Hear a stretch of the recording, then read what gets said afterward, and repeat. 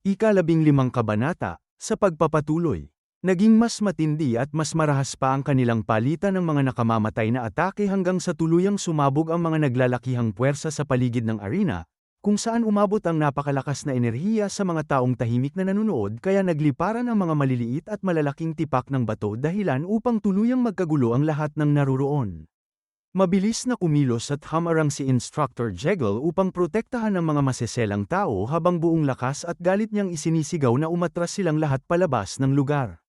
Habang mabilis at takot na tumatakbo ang mga tao ay napasigaw ng malakas si Dan McQuon at sinabing kailangan na niyang makalabas agad sa mapanganib na lugar na ito. Napakalakas at napakagulo ng mga ginagawang pag-atake ng manyak na instructor na gumuguhit at pumupunit sa hangin patungo sa kinaroroonan ng ating bida, ngunit ang lahat ng mga nakamamatay na ataking iyon ay hindi man lang tumatama kahit sa dulo ng damit ng ating bida. Makikita ang mariin at marahas na paghampas ng manyak na instructor gamit ang kanyang sandata. At bakas sa bawat guhit ng mukha nito ang matinding galit at puot dahil sa tindi ng pagpapahiya sa kanya ng ating bida sa harap ng maraming tao. Isang napakalakas at nakabibinging pagsabog ang naganap sa gitna ng labanan na ikinabitak at ikinawasak ng matigas na lupa sa buong paligid. Mula sa makapal at madilim na usok na dulot ng pagsabog ay malinaw na maririnig ang malamig na boses ng ating bida na sinasabing napakalapit ng ataking iyon. Mariin at nagtatakang tumingin ang manyak na instructor sa kanya nang may halong pagtataka at hindi paniniwala habang nakatingin ito sa makapal na usok at sinasabi sa kanyang sariling isip na hindi at itinatanong kung posible kayang nangyayari na naman ang hindi dapat mangyari sapagkat imposible ito dahil kahit ang dakilang teknik ng pinuno ng Alliance ay hindi man lang gumana laban sa kanya. Makikita naman na mabilis at mahiwagang lumitaw ang leleyan ng damit ng ating bida mula sa makapal na usok. Mabilis na lumitaw sa mismong likuran ng kaaway ang ating bida at agad na tumalon ng mataas sa ere habang malamig niyang sinasabi na ang Heaven Slicing Demon Blade ay hindi isang mababaw o ordinaryong martial art lamang. Nagulat ng husto ang Maniakis na instructor at mabilis na napatingala sa kanya nang may matinding takot sa mga mata. Sinabi pa ng ating bida habang lumulutang sa ere na hindi na niya kayang panoorin pa ang napakababaw na pag-arte at paggalaw nito. Sa isang napakamabilis at hindi makitang galaw ay agad na napunta ang ating bida sa mismong harapan ng Maniakis na instructor at nagpakawala ng napakalakas at napakagulong enerhiya na mabilis na kumalat sa buong paligid. Biglang namuti at nawala ng malay ang mga mata ng instructor nang direktang tamaan ito ng napakalakas na enerhiya mula sa ating bida. Samantala ay nanatiling seryoso at walang reaksyon ng mukha ng ating bida habang tahimik na nakatayo sa harapan ng mga maliliit na batong patuloy na nagliliparan at lumulutang sa kanyang paligid. Sumapit na ang gabi sa buong paligid at nagdilim ang kalangitan. May isang taong dahan-daang nagsasalita at sinasabing tulad noong nangyari kay Instructor Seido Guang ay nagdulot na naman siya ng isang napakalaking eksena ngayong araw na ito. Mula sa loob ng madilim na silid ay malamig na sumagot ang ating bida at itinatanong kung ano ang ibig nitong sabihin sa pagdudulot ng malaking eksena dahil para sa kanya ay mga walang kwentang basura naman ang mga taong yun. Tumugon ang kanyang kausap nang may pagtataka at itinatanong kung ano ba ang pinagsasabi nito sa ngayon. Napalagay at napahawak ang isang kamay sa kanyang baywang ng ating bida at sinabi niya habang nakatingin ng diretsyo na wala talaga itong alam dahil isa sa mga taong yun ay hayagang naghamon ng away habang ang isa naman ay hindi ba nito narinig. At itinatanong kung bakit napakadaming mga walang hiya na gaya nila sa paligid. Nakatayo lamang si Paeng sa kanyang harapan na may malaking pagtataka sa kanyang mukha. At sinabi sa kanya ni Paeng na ang taong nagngangalang Han Paiong na yun ay talaga namang nakababahala. Sabay na napabuntong hininga siya dahil sa matinding pagod at problema. Dinagdag pa niya na narinig na niya ang mga tsismis tungkol sa kanya noon pero hindi niya kailanman nakalain na ganoon pala kasama at kabastos ang taong yun. Tahimik na napapikit ang ating bida habang sinasabi na ang nangyaring ito ay maituturing na bilang isang malaking pagpapabeya sa kanilang panig.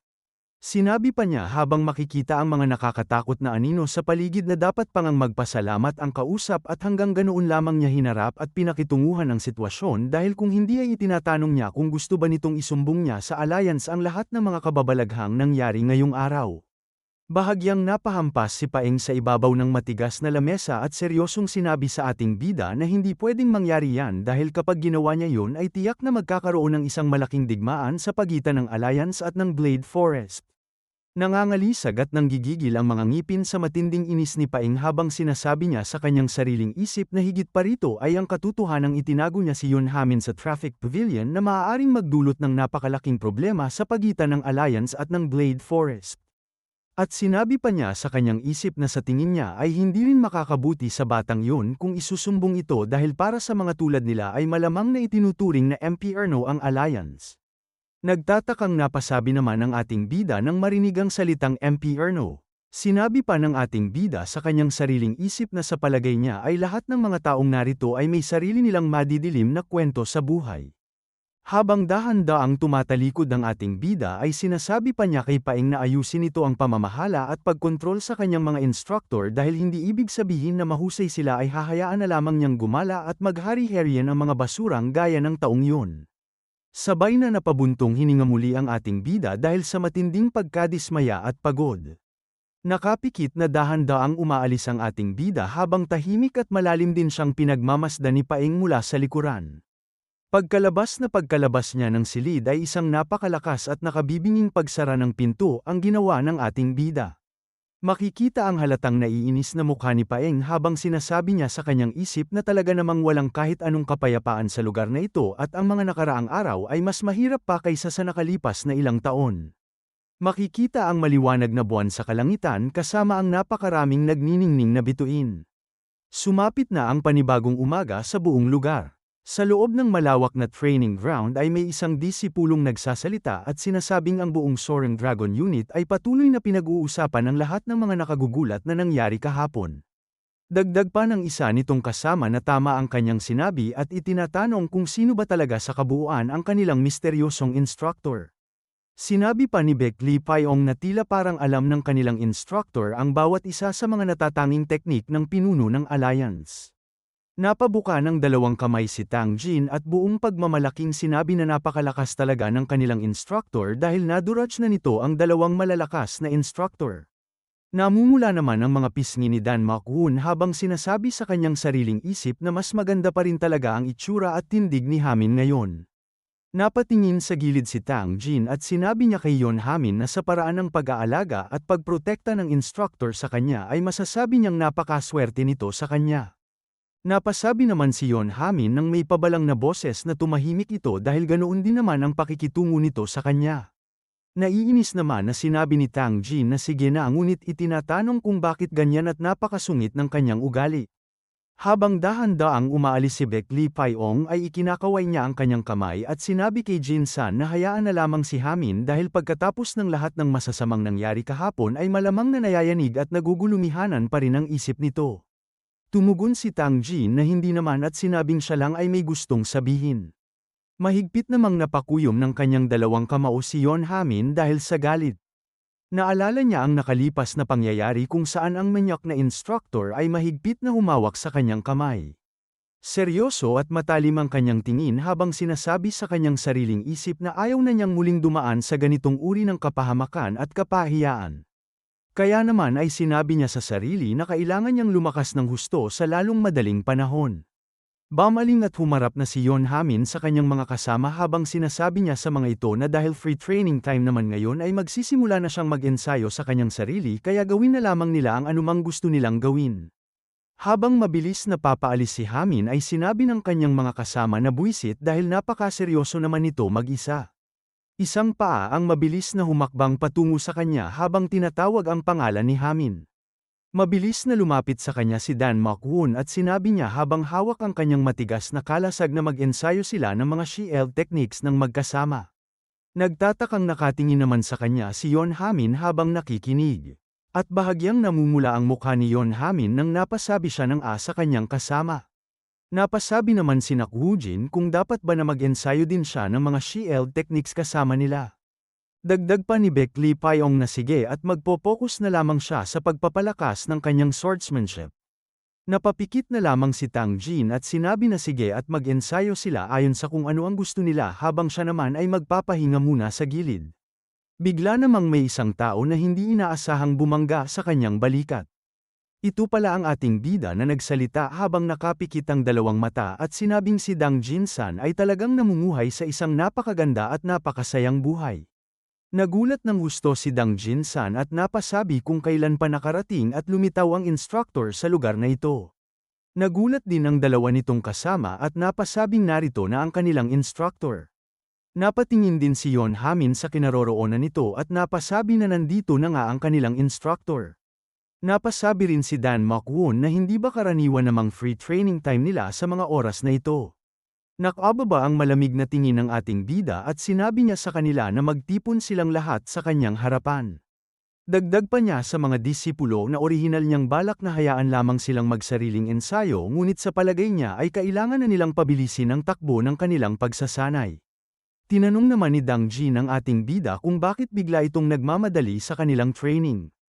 Nakakrus ang dalawang braso ng ating bida sa kanyang dibdib habang sinasabi pa niya sa mga ito na kapag minamaliit sila ng ibang tao ay mas lalo siyang naiinis at nababwisit. Tumikim muna siya ng bahagya at dinagdag pa na hindi niya ito masyadong napansin hanggang ngayon ngunit ngayong araw ay napag-isip-isip at napagdaanan niya ito ng malalim. Napatingin ang 5 disipulo sa kanyang kinaroroonan habang sabay-sabay na sinasabi sa kanilang sariling isip kung ano ba ang totoong nangyayari dahil ang taong palaging nagwawalang bahala sa kanila ay bigla na lamang nagbago ang pakikitungo. At pagkatapos ng ilang sandali ay sinabi ni Tang Jin na hindi ba sinabi nito noon na dapat ay umuwi na lamang sila dahil mamamatay din naman sila pagkalipas ng 2 taon. Sumagot ang ating bida at sinabing paninindigan pa rin niya ang mga salitang yun hanggang ngayon. Seryosong sinabi pa niya sa kanila na habang nasa tabi niya sila ay hindi niya matitiis na makaramdam ng matinding pagkadismaya dahil sa kanilang kahinaan. Nagkatinginan ng 2 disipulo at biglang nag-iba ang mukha ni Tang Jin nang napasabi siya na kaya pala ganito ang nangyayari sa kanila. Naiinis naman ang ating bida habang sinasabi sa kanyang sariling isip na buwisit dahil nagbubulag-bulagan at nagmamarunong na naman ang bibig ng taong ito. Itinuro siya ng diretsyo ng ating bida at sinabing siya na ang magiging bagong team leader ng grupo. Nagulat ng husto si Tang Jin at napasabi kung ano ang kanyang narinig. Habang makikita ang malaking gusali sa paligid ay napasigaw siya kung bakit biglaan naman ang pagpili sa kanya.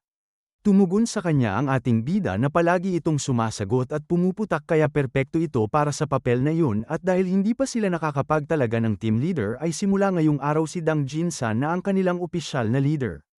Umiling-iling ng mabilis si Tang Jin at sinabi niya na ayaw niya at itinatanong kung bakit siya ang napili. Itinuro ng ating bida si Dan Makwon at sinabi na tingnan nito dahil pumapayag at sumasang-ayon pa nga ang kasama nito. Naiinis na napatingin sa kanya si Tang Jin at itinatanong kung bakit ito tumatango-tango sa sinabi ng instructor. Agad na tumayo si Tang Jin at sinabi pa sa iba niyang kasama kung ganito rin ba ang nararamdaman at iniisip nila. Nakapikit na sinabi naman ni Baek Lee Payong na oo dahil siya ang pinakamadaldal at mahilig manguna sa lahat ng bagay. Sinabi rin ni Yon Hamin na tama at sang-ayon siya sa sinabi nito. Naiinis naman na napasigaw si Tang Jin at sinabing talagang nagkakaisa ang mga ito laban sa kanya. Bigla namang hinawakan siya ng ating bida sa kanyang balikat ng mahigpit. Nilakihan siya ng mga mata ng ating bida habang sinasabi na ito ay isang direktang utos mula sa kanyang instructor kaya dapat na siyang kumilos bilang team leader. Napangiwi na lamang ang mukha ni Tang Jin habang napatingin sa ating bida nang walang magawa. Habang nakapikit ang ating bida ay makikita ang mataas na gusali sa buong paligid. Napasabi na lamang si Tang Jin na buwisit dahil napakahirap naman ang sitwasyong ito para sa kanya. At dito na po opisyal na nagtatapos ang ating 15 kabanata.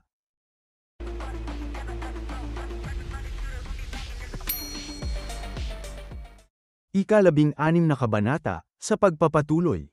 Nakatayo sa unahan ng 5 disipulo ang ating bida habang seryoso at buong kumpiyansa niyang sinasabi sa kanila na mula ngayon ay magsisimula na silang matuto at mag-ensayo ng mga tunay na combat techniques. Dagdag pa niya sa mga nakikinig na disipulo na bilang paunang hakbang ay magsisimula muna sila sa mga pangunahing batayan ng Three Calamities Technique, partikular na ang pag-aaral sa Threefold Technique. Napatingin sa kanyang sariling palad si Dan Makwon at labis na natutuwa na sinasabi sa sarili na sa wakas ay combat techniques na ang kanilang pag-aaralan at nakakatuwa dahil magsisimula na rin ang kanilang tunay na martial arts training. Tahimik lamang na nakatingin at nagmamasid si Baek Lee Payong sa buong paligid habang nakikinig sa mga tagubilin. Nagtaas ito ng kanyang kamay at direktang sinabi sa ating bida na kabisado at mastered na niya ang buong mental cultivation method. Sumagot naman agad ang ating bida sa kanya na walang anumang direktang kaugnayan ang free-fall technique dito kaya mas mabuting mag-ensayo na lamang siya kasama ng iba niyang mga kasamahan. Magaan siyang hinawakan sa balikat ng ating bida at ipinaliwanag sa kanya na kailangan niyang maghanda ng husto para sa mga hindi inaasahang sitwasyon kung saan maaaring bigla na lamang mawala sa kanya ang kanyang sariling sandata. Nagtaas din ang kanyang kamay si Yon Hamin upang magtanong at galang na sinabi na may nais po siyang itanong sa kanyang instructor. Napatingin naman ang ating bida sa kanyang kinaroroonan at nagtatakang nagtanong kung ano ang nais nitong sabihin at itanong sa kanya. Sumagot ito sa kanya at itinatanong kung paano ba niya dapat gamitin at patakbuhin ang inner energy na matagumpay niyang kinultibo noong kahapon ng umaga. Napapikit ang ating bida at mahina akong ipinaliwanag sa kanya na ang enerhiyang nabuo niya noong kahapon ng umaga ay isa pa lamang maliit na binhi ng kanyang inner power. Kaya masyado pa itong mahina at sa kasalukuyang antas ng kanyang kakayahan ay imposible pa na makontrol niya ito gamit lamang ang kanyang sariling kalooban. Nagtatakang nagtanong naman sina Yon Hamin at Dan Makwon at itinatanong kung kailan naman nila ito magagamit sa totoong laban. Nakalagay ang dalawang kamay ng ating bida sa kanyang likuran habang maawi niyang ipinapaliwanag sa kanila na kung patuloy silang mag-e-ensayo ng mabuti ay darating din ang tamang panahon na makokontrol nila ito ng buo. Gayunpaman dahil ang inner power ay kinultiba sa pamamagitan ng Three Calamities technique ay natural na tutulong sa kanila ang pag-e-ensayo ng mga teknik nito tulad ng Threefold technique upang maramdaman kung paano ito gumagalaw ng kusa at mag-isa.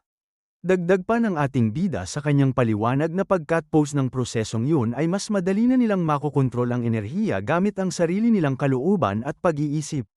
Namula ang mga pisngi at mukha ng dalawa habang sabay na napahanga at napasabi na ganoon pala gumagana ang prosesong iyon. Sumagot ang ating bida at nagtatanong kung huwag nilang sabihin sa kanya na tinanggap nila ang lahat ng kahihiyang yun kahapon para lamang maitanong ang bagay na ito sa kanya ngayon. Nahihiyang sumagot si Yon Hamin habang nakatingin sa ibaba ng lupa at humihingi ng tawad sa kanyang instructor. Malamig namang sinabi sa kanya ng ating bida na malalaman din naman niya ang lahat ng iyon sa tamang panahon kaya itinatanong niya kung bakit ito masyadong nagmamadali sabay paalala na mag-iingat na siya sa susunod. Muli siyang gumalang at tumugon ng mabilis na opo at masusunod po. Makikita ang matataas na gusali sa paligid habang malakas na sinabi ng ating bida na magsimula na silang lahat sa pagsasanay. Sumapit na ang kalaliman ng gabi sa buong Yon Dragon Dormitory at tumahimik ang paligid. Mula sa bukas na bintana ay nakaupo si Yon Hamin habang malungkot na nakasandal sa gilid at malalim na humihinga. Sinabi pa niya sa kanyang sariling isip na dahil ba ito sa lahat ng mga gulo at nangyari kamakailan kaya hindi siya makatulog ng maayos at ngayon lamang ito nangyari sa kanyang buhay. Naalala niya ang nakalipas na pangyayari kung saan mabilis na lumapit sa kanya ang ating bida at galit na isinigaw sa kaaway kung paano nito nagagawang hiyain ng ganito ang kanyang sariling disipulo. Malayo ang tingin ni Yon Hamin sa kalangitan habang sinasabi pa niya sa kanyang isip na kahit pagkatapos mamatay ng kanyang mahal na amain ay ni ang kanyang nakababatang tiyo o ang kanyang nakatatandang kuya na sila sanang tangi niyang mga panangga laban sa pang-aapi ng pamilya yon ay hindi kailanman tumayo o lumaban para sa kanya ng tulad ng ginawa ng kanyang instructor. Idinagdag pa niya sa kanyang sarili na ang tanging taong gumawa ng ganoong bagay para sa kanya noon ay ang kanyang mahal na ina lamang. Makikita ang malalaking anino ng mga taong ito habang sinasabi pa niya sa kanyang isip na ang pag-alis sa kanya sa impyernong tahanan iyon at ang pagpapapunta sa kanya rito sa First Dragon Division ang pinakamalaking tulong na kaya nitong ibigay sa kanya. Bigla namang napangiti ng bahagya si Yon Hamin sa kalagitnaan ng kanyang pag-iisip. Sinabi pa niya sa kanyang sariling isip habang naaalala ang ating bida na nakatalikod na ang isang taong kakakulang at bago pa lamang niya nakikilala ay tumayo at ipinagtanggol siya ng ganoon kat-indi. Naalala pa niya noong sinabi sa kanila ng ating bida na umuwi na silang lahat at magpahinga na. Dahan-dahan siyang bumaba mula sa kanyang pagkakaupo sa tabi ng bintana habang nakatingin pa rin sa malayo at sinasabi sa kanyang isip na napakahirap talagang intindihin at hulihin ang pag-uugali ng kanyang instructor. Iniisip niya na sinabi nitong mamamatay din naman siya kaya mas mabuting umuwi na lamang siya at tumanggi pa ito noong una naturuan siya ng anumang martial arts. Ngunit inisip din niya ang kamanghamanghang kasanayan nito sa martial arts at itinatanong sa sarili kung ano ba talaga ang totoong katauhan nito. Iniisip niya na ang kanilang instructor na si Hamubek ay talagang may malaking pagkakaiba kumpara sa ibang mga tao. Seryoso ang kanyang tingin sa unahan habang sinasabi pa niya sa kanyang isip na sa unang pagkakataon mula nang pumunta siya sa lugar na ito ay naramdaman niya ang kanyang inner power at nakilala ang isang taong handa siyang protektahan sa anumang panganib. Dahan-dahan siyang umupo sa kanyang kama upang magpahinga. At sinabi pa niya sa kanyang sarili habang nakatingin sa gilid ng silid na tama at buo na ang kanyang naging desisyon. Dagdag pa niya sa kanyang sariling isip habang nakatingin sa nagniningning na buwan sa labas na mas mabuti pang mamatay siya sa gitna ng larangan ng digmaan kaysa ang bumalik pa sa kanilang nakalulungkot na tahanan. Mula sa madilim na gabi ay makikita naman si Dan Makuon na patuloy na masipag na nagsasanay gamit ang kanyang matigas na kalasag. Paulit-ulit niya itong ibinubuga at hinaharang sa unahan habang patuloy na kumikilos at gumagalaw ang kanyang katawan, kung saan ang mga butil ng pawis sa kanyang mukha ay patuloy na nagsitalsikan dahil sa matinding pagod sa kanyang ginagawang pagsasanay. Mula sa di kalayuan ay makikita naman ang ating bida na hindi makapaniwala habang tahimik siyang pinapanood at pinagmamasdan. Napasabi ang ating bida sa kanyang sariling isip na may naramdaman siyang malakas na presensya sa gitna ng gabi at si Dan Makuon lang pala yun. Napapikit na lamang siya at sinabi ng may bahagyang inis sa sarili na napakakulit talaga ng batang ito. Patuloy pa rin sa pagsasanay si Dan Makuon gamit ang kanyang kalasag ng walang pahinga. Paulit-ulit niya itong itinutulak at hinaharang sa kanyang unahan ng buong lakas. Bigla namang dahan-daang lumabas ang ating bida mula sa kadiliman at tinanong siya kung ano ang ginagawa niya sa halip na matulog at magpahinga. Nagtatakang napatingin naman si Dan Makuon sa kanya at nagulat habang itinatanong kung ano ang ginagawa ng kanyang instructor sa ganoong oras ng gabi. Sinabi sa kanya ng ating bida na siya dapat ang nagtatanong niyan kung ano ang ginagawa nito sa ganitong oras ng gabi gayong napakahina pa naman ng liwanag ng buwan upang mag-ensayo. Tumugon sa kanya si Dan Makuon at ipinapaliwanag ang kanyang dahilan. Dagdag pa niya na hindi niya naiensayo ng maayos ang kanyang shield technique ngayong araw kaya naisip niyang mag-ensayo muna ng kanyang external skills habang gabi. Napapikit na lamang ang ating bida at pinapatigil siya sabay sabing masyado pang maaga para gawin at pilitin niya ang mga ganoong bagay. Nagulat naman si Dan Makuon nang bigla siyang hawakan at pigilan ng ating bida. Sinabi pa sa kanya ng ating bida na dapat ay alam na niya sa ngayon na hindi siya ang gumagamit sa kalasag kundi ang kalasag mismo ang gumagamit sa kanya. Muling sumagot at nagtatakang nagtanong sa kanya si Dan Makuon kung ano ang ibig nitong sabihin.